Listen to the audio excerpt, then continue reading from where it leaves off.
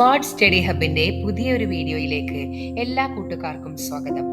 ഇന്ന് നാം ചർച്ച ചെയ്യുന്നത് പ്ലൂട്ടോണുകൾ എന്നാൽ എന്താണ്, അവയുടെ ഉദാഹരണം ഏതെല്ലാമാണ്, സിലിക്ക ശതമാനം അഥവാ ധാതുഘടനയുടെ അഥവാ രാസഘടനയുടെ അടിസ്ഥാനത്തിൽ ശിലകളുടെ വർഗീകരണം അവ ഏതെല്ലാമാണ്, അവയുടെ ഉദാഹരണങ്ങൾ ഏതെല്ലാമാണ്, ആഗ്നേയ ശിലകളിലെ ടെക്സ്ചറിനെ കുറിച്ച്, അവ എത്ര ഇനമാണ്, ആഗ്നേയ ശിലകളിൽ പലതരത്തിലുള്ള ശിലാതരികൾ കാണപ്പെടുന്നു, അവ ഏതെല്ലാമാണ്, അവയുടെ ഉദാഹരണങ്ങൾ ഏതെല്ലാമാണ് തുടങ്ങി ഒട്ടനവധി കാര്യങ്ങളെ കുറിച്ച് പഠിക്കുന്നുണ്ട്. എല്ലാ വിദ്യാർത്ഥികൾക്കും ഈ ഒരു പുതിയ വീഡിയോയിലേക്ക് ഹൃദ്യമായ സ്വാഗതം. മുൻ ക്ലാസ്സിൽ നാം ആഗ്നേയ ശിലകളുടെ വർഗീകരണമാണ് പഠിച്ചത്. ഇന്ന് നമ്മൾ ആദ്യമായി ചർച്ച ചെയ്യാൻ പോകുന്നത് പ്ലൂട്ടോണുകളെ കുറിച്ചാണ്. ഭൗമാന്തർഭാഗത്ത് രൂപം കൊള്ളുന്ന വിവിധ ആകൃതിയിലുള്ള ആഗ്നേയ രൂപങ്ങൾക്ക് പ്ലൂട്ടോണുകൾ എന്ന് പറയുന്നു. ഇവിടെ നാം പ്രത്യേകം ശ്രദ്ധിക്കേണ്ട ഒരു കാര്യം, ഭൗമാന്തർഭാഗത്താണ് പ്ലൂട്ടോണിക് ശിലകൾ രൂപം കൊള്ളുന്നത് എന്നതാണ്. ഈ പ്ലൂട്ടോണിക് ശിലകളെ നമ്മൾ പ്രധാനമായും 4 ആയിട്ടാണ് തരംതിരിക്കുന്നത്. 1 സിൽ, 2 ഡൈക്ക്, 3 ബാത്തോലിത്, 4 ലാക്കോലിത് എന്നിവയാകുന്നു. സിൽ എന്നാൽ ചുറ്റുഭാഗത്തെ ശിലകളുടെ നിരപ്പ് ഘടനയ്ക്ക് സമാന്തരമായി കാണപ്പെടുന്ന ടാബുലാർ ആകൃതിയിലുള്ള ആഗ്നേയ ശിലാരൂപങ്ങളെയാണ് നാം സിൽ എന്ന് പറയുന്നത്. ഇത് കൺഗ്ലോമറേറ്റ് വിഭാഗത്തിൽ ഉൾപ്പെടുന്ന ശിലകളാണ്. രണ്ടാമത്തേത് ഡൈക്ക് ആകുന്നു.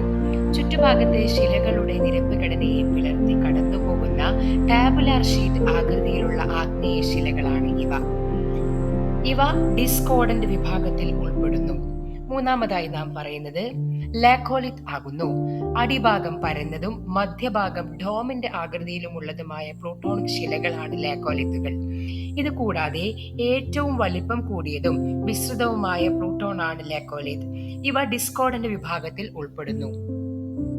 നാലാമത്തേത് ബാത്തോലിത് ശിലകളാകുന്നു. ഏറ്റവും വലിപ്പം കൂടിയതും വ്യത്യസ്തവുമായ പ്ലൂട്ടോണുകളാണ് ബാത്തോലിത്തുകൾ. ഇത് ഡിസ്കോർഡന്റ് വിഭാഗത്തിലാണ് ഉൾപ്പെടുന്നത്. ഇനി നാം ആഗ്നേയ ശിലകളിലെ ടെക്സ്ചറുകൾ അഥവാ ടെക്സ്ചേഴ്സ് ഓഫ് ഇഗ്നിയസ് റോക്ക് പഠിക്കുന്നു. എന്താണ് ആഗ്നേയ ശിലകളിലെ ടെക്സ്ചറുകൾ എന്ന് പറഞ്ഞാൽ, ശിലകളിലെ ധാതുതരികളുടെ വലുപ്പം, ആകൃതി, ക്രിസ്റ്റൽ കണത്തിന്റെ അളവ്, ധാതുതരികൾ തമ്മിലുള്ള പരസ്പര ബന്ധം എന്നിവ വിശദീകരിക്കുന്നതിനെയാണ് നമ്മൾ ടെക്സ്ചേഴ്സ് ഓഫ് ഇഗ്നിയസ് റോക്ക് അഥവാ ആഗ്നേയ ശിലകളിലെ ടെക്സ്ചറുകൾ എന്ന് പറയുന്നത്. ആഗ്നേയ ശിലകളിലെ ടെക്സ്ചറുകൾ 2 തരത്തിലാകുന്നു. ഗ്രാനുവലാരിറ്റി, ക്രിസ്റ്റലീയത അഥവാ ക്രിസ്റ്റലിനിറ്റി എന്നിവയാകുന്നു അവ.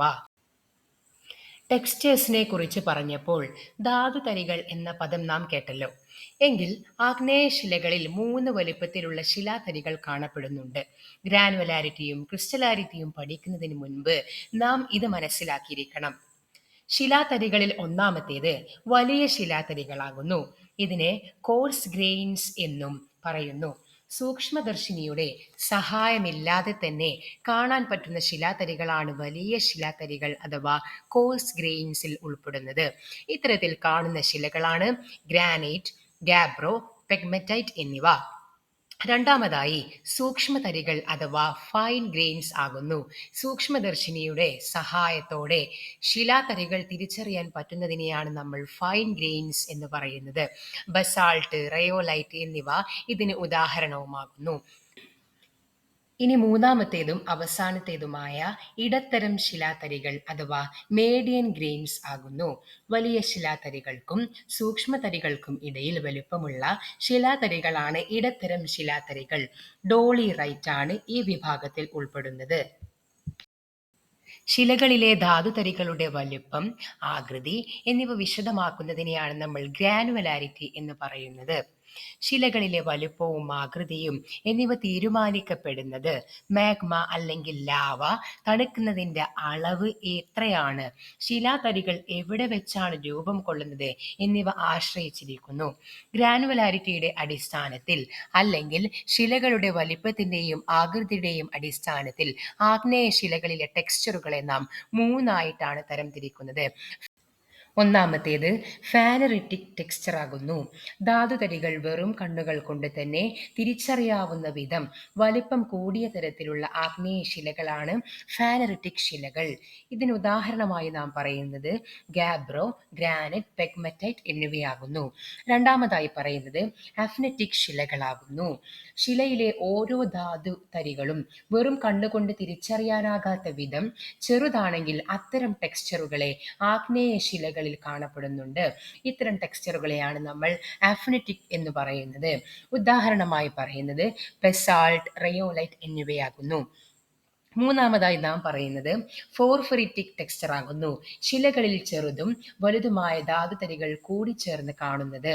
വലുപ്പമുള്ള ധാതുതരികൾ ചെറിയ ധാതുതരികളാൽ ചുറ്റപ്പെട്ട് കാണപ്പെടുന്നു. വലിയ ശിലാതരികളെ ഫീനോക്രിസ്റ്റ് എന്ന് വിളിക്കുന്നു. ഉദാഹരണമായി പറയുന്നത് ഡോളിറൈറ്റ് ആകുന്നു. ഇനി നമ്മൾ ധാതുഘടന അല്ലെങ്കിൽ രാസഘടന അല്ലെങ്കിൽ സിലിക്ക ശതമാനം എന്നിവയുടെ അടിസ്ഥാനത്തിലുള്ള വർഗീകരണമാണ് പഠിക്കുന്നത്. Classification based on composition. ആഗ്നേയശിലകളെ അവയുടെ ധാതുഘടനയുടെ അടിസ്ഥാനത്തിൽ 4 വിഭാഗങ്ങളായി തരംതിരിക്കുന്നു. ഒരു ആഗ്നേയശിലയിൽ അടങ്ങിയിരിക്കുന്ന സിലിക്ക SiO2 ധാതുക്കളുടെ ശതമാനം അടിസ്ഥാനമാക്കിയാണ് ഈ തരംതിരിക്കൽ.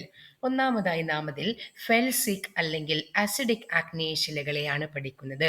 ഫെൽസിക് ആഗ്നേയശിലകൾ 63% കൂടുതൽ സിലിക്ക അടങ്ങിയിരിക്കുന്ന ആഗ്നേയശിലകളാകുന്നു. ഇവക്ക് ഉദാഹരണമായി നാം ഗ്രാനൈറ്റ്, പെഗ്മറ്റൈറ്റ്, റയോലൈറ്റ് എന്നിവയാണ് പറയാറുള്ളത്. ഫെൽസിക് ശിലകൾ സിലിക്കൺ, ഓക്സിജൻ എന്നിവയാൽ സമ്പന്നമാകുന്നു. ഇളം നിറത്തിലുള്ള ക്വാർട്സ്, ഫെൽസിക് എന്നീ ധാതുക്കളാൽ കൂടുതൽ അടങ്ങിയിരിക്കുന്നു.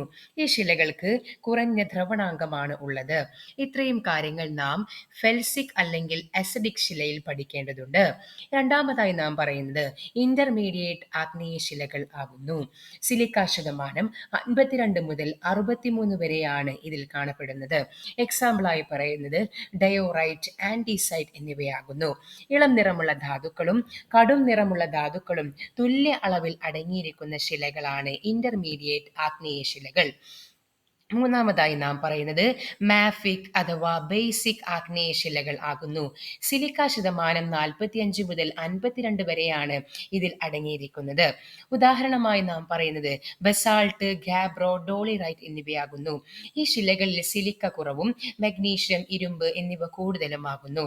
ഇവയിൽ കടും നിറമുള്ള ധാതുക്കൾ കാണപ്പെടുന്നു. ഒലീവിൻ, പൈറോക്സിൻ, ആംഫിബോൾ എന്നിവ ഇതിൽ അടങ്ങിയിരിക്കുന്നു. ഉയർന്ന ദ്രവണാങ്കവും ഉയർന്ന സാന്ദ്രതയുമുണ്ട്.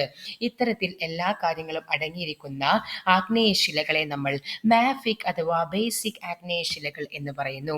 നാലാമത്തേതും അവസാനത്തേതുമായി അൾട്രാമാഫിക് അല്ലെങ്കിൽ അൾട്രാ ബേസിക് ശിലകൾ ആകുന്നു. സിലിക്ക ശതമാനം 45-ലും കുറവാണ് ഇത്തരത്തിലുള്ള ശിലകൾ. ഉദാഹരണമായി നാം ഡ്യൂനൈറ്റ്, പെരിട്ടോട്ടൈറ്റ് എന്നിവയാണ് പറയപ്പെടാറുള്ളത്. ഇവയിൽ ഇരുമ്പ്, മഗ്നീഷ്യം എന്നിവ കൂടുതൽ സമ്പന്നമാകുന്നു. ഒലീവിൻ ധാതുവാണ് പ്രധാനമായും അടങ്ങിയിരിക്കുന്നത്. ഇനി നമ്മൾ പ്രധാനമായും ഒരു കാര്യം പ്രത്യേകം ശ്രദ്ധിക്കേണ്ടതുണ്ട്. ജിയോളജിയെ പോലുള്ള ഒരു വിഷയത്തിൽ നാം ഒരു വിഷയത്തെ സംബന്ധിച്ച് പഠനം നടത്തുമ്പോൾ അവയുടെ ഉദാഹരണങ്ങൾ, അവയുടെ എന്തിൻ്റെ അടിസ്ഥാനത്തിലാണ് അവ രൂപം കൊള്ളുന്നത് എന്നിവ കൃത്യമായി പഠിക്കേണ്ടതുണ്ട്. നാം മുമ്പുള്ള വീഡിയോയിലും ഇത് പറഞ്ഞതാണ്. ഈ കാര്യം നാം പ്രത്യേകം ശ്രദ്ധയിൽപ്പെട്ടെങ്കിൽ മാത്രമേ നമുക്ക് പരീക്ഷ പേപ്പറുകളിൽ അത് എഴുതാൻ വേണ്ടി സാധിക്കുകയുള്ളൂ. ആഗ്നേയശിലയിലെ ടെക്സ്ചറായ ഗ്രാനുവലാരിറ്റിയെക്കുറിച്ച് പഠിച്ചു കഴിഞ്ഞാൽ രണ്ടാമതായി അതിൽ പറയുന്നതാണ് ക്രിസ്റ്റലിനിറ്റി അഥവാ ക്രിസ്റ്റലീയത എന്നുള്ളത്. പൂർണ്ണമായും ക്രിസ്റ്റലീയ ധാതുക്കൾ കൊണ്ട് നിർമ്മിച്ചിരിക്കുന്ന ശിലകളാണ് ക്രിസ്റ്റലീയ ശിലകൾ. ഒരു ശിലയിലെ ക്രിസ്റ്റലീയത്തിന്റെ അളവിനെയാണ് ക്രിസ്റ്റലീയത എന്ന് പറയുന്നത്. ക്രിസ്റ്റലീയത എത്രത്തോളം ഉണ്ട് എന്നതിൻ്റെ അടിസ്ഥാനത്തിൽ 3 തരം ടെക്സ്ചറുകൾ കാണപ്പെടുന്നു. അപ്പോൾ ക്രിസ്റ്റലീയതയിലാണ് 3 തരം ടെക്സ്ചറുകൾ കാണപ്പെടുന്നത്. ഒന്നാമതായി ഹോളോ ക്രിസ്റ്റലൈൻ ആകുന്നു. പൂർണ്ണമായും ക്രിസ്റ്റലീയ തരികളാൽ നിർമ്മിച്ചിരിക്കുന്ന ശിലകളെയാണ് നമ്മൾ ഹോളോ ക്രിസ്റ്റലൈൻ എന്ന് പറയുന്നത്. അവക്ക് ഉദാഹരണമായി ഗ്രാനൈറ്റ്, പെഗ്മറ്റൈറ്റ്, ഗാബ്രോ എന്നിവയാണ് പറയാറുള്ളത്. രണ്ടാമത്തേത് മീറോ ക്രിസ്റ്റലൈൻ ആകുന്നു. ക്രിസ്റ്റലീയ കണങ്ങളോടൊപ്പം ക്രിസ്റ്റലീയത ഇല്ലാത്ത പദാർത്ഥങ്ങളും കാണപ്പെടുന്ന തരത്തിലുള്ള ശിലകളെ നമ്മൾ മീറോ ക്രിസ്റ്റലൈൻ എന്ന് പറയുന്നു. ബസാൾട്ട് ആണ് ഇതിന് ഉദാഹരണമായി നാം പറയുന്നത്. മൂന്നാമത്തെ ടെക്സ്ചറായി ഹോളോ ഹയാലിനാണ് പറയപ്പെടുന്നത്.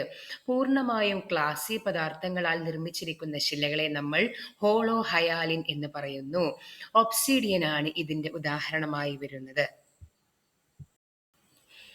ക്ലാസി ഫ്രോത്തി ടെക്സ്ചറിനെ കുറിച്ചാണ് ഇനി നാം പറയുന്നത്.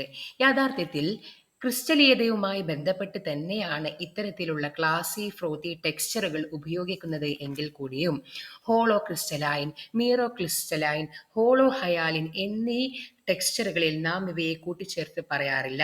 ഇത്തരത്തിലുള്ള ക്ലാസി ഫ്രോത്തി ടെക്സ്ചറുകളെ നാം സെപ്പറേറ്റ് ആയിട്ടാണ് പറയാറുള്ളത്.